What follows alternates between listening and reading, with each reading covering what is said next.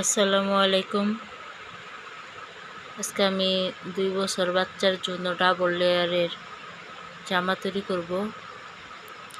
সেই জন্য এই গজ কাপড়টা নিয়েছি। তো আমি আপনাদেরকে এটার কাটিং করে দেখাবো আজকে। চলুন কাটিংটা দেখে নিই।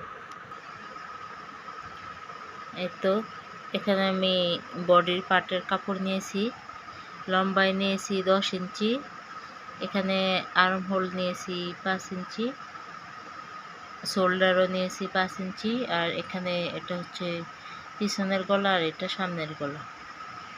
আর বডির মাপ নিয়েছি 12 ইঞ্চি, 12 ইঞ্চির অর্ধেক 6 ইঞ্চি, 6 ইঞ্চিতে মার্ক করে দিয়েছি। আর এখানে 1 ইঞ্চি এক্সট্রা রেখেছি সেলাইয়ের জন্য। তো এই অনুযায়ী আমি কেটে নেব।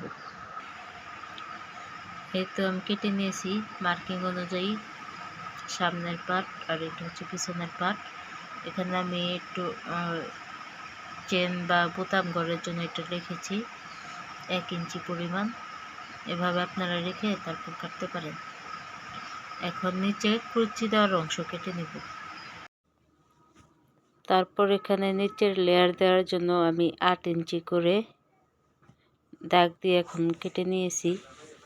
সামনে পিছনে জোড়া দেওয়ার জন্য ডাবল লেয়ার করার জন্য এখানে আমি 4 পাট কাপড় নিয়েছি। 8 ইঞ্চি করে 4 পাট কেটে নিয়েছি।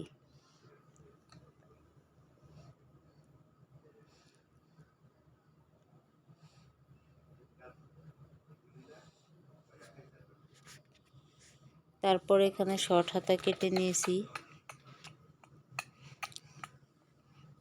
এই তো দেখুন আমার জামা বানানো শেষ। আসসালামু আলাইকুম।